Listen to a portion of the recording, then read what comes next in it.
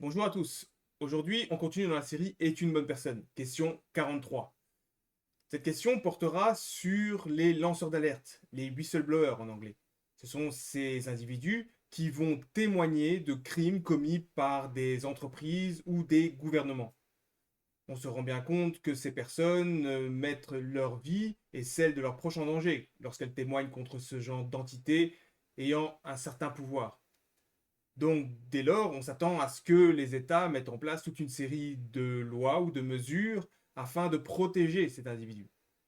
Mais lorsque vous regardez dans l'ensemble, vous voyez que les mesures prises par les gouvernements, les différents États, sont soit très légers ou bien non adaptés à la situation, ou bien ils sont quasiment inexistants.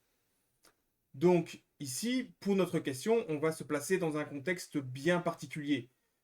Donc, dans ce contexte, on va imaginer un lanceur d'alerte. Donc, un lanceur d'alerte qui va témoigner de crimes commis par un gouvernement. Ici, je parle de réels crimes. Donc, je parle par exemple du vol, du meurtre, de l'agression, du viol, de la coercition, de l'intrusion ou encore de la tromperie. Ce sont les 7 réels péchés capitaux, comme Marc Passio le dit. Pour appuyer ces dires, le lanceur d'alerte va donner des informations et des documents classés secret défense. Les documents classés secret défense sont considérés comme étant extrêmement sensibles, pouvant déstabiliser des États.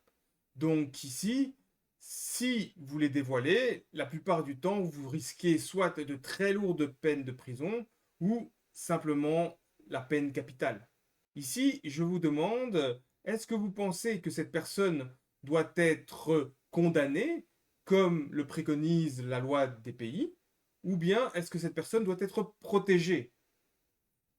Donc pour cela, prenez votre temps, mettez la vidéo en pause, mais j'espère que une fois que vous aurez la réponse, cette réponse sera le fait que cet individu doit bien évidemment être protégé. Donc j'espère que vous comprenez bien que dans ce cas, cet individu ne fait strictement rien de mal. Donc bien évidemment qu'il faut le protéger. Si cet individu n'avait pas témoigné des crimes dont il avait été témoin, cela aurait fait de lui un complice. Il aurait été un de ces individus qui laissent simplement progresser le mal. Donc il faut bien comprendre que toute attaque contre cet individu est considérée comme un crime.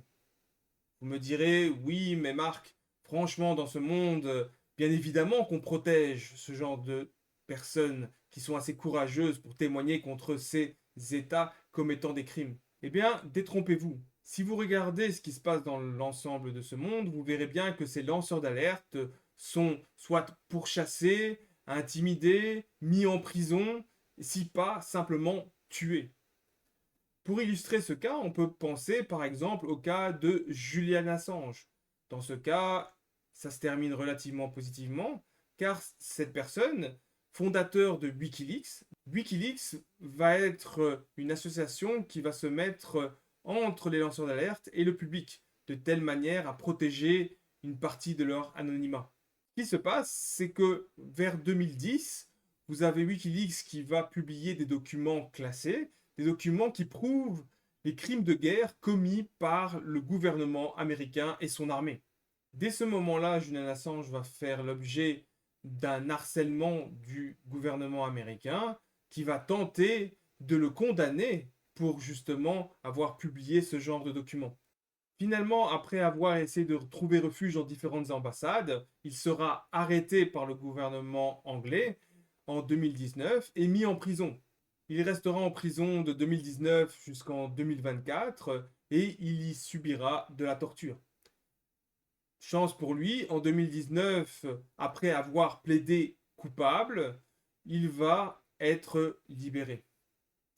Cet exemple illustre bien le caractère mafieux et criminel des différents gouvernements prétendant travailler pour la justice, la paix, la liberté, etc. etc. Donc, dans le cas de Julian Assange, tout ça se termine relativement positivement pour lui, mais sachez-le, pour de nombreux lanceurs d'alerte, ils sont soit encore en prison actuellement, ou bien ils ont simplement été exécutés. Évidemment, ici, ce qui est intéressant, c'est de voir que vous avez un cas flagrant de ce que sont réellement les dirigeants et les suiveurs d'ordre dans ces différents gouvernements. Ce sont simplement une mafia, ce sont des criminels. Donc bien évidemment, ici, qu'est-ce qui se passe? C'est que vous avez un innocent, donc une personne qui ne fait que divulguer des documents prouvant des crimes, qui, elle, doit être condamnée, qui est pourchassée et qui a des conséquences. Par contre, les réels criminels, eux, ne seront jamais inquiétés. Sur ce, comme à chaque fois, je vous remercie de votre attention. Soyez juste, résistez au mal, et moi je vous dis à bientôt.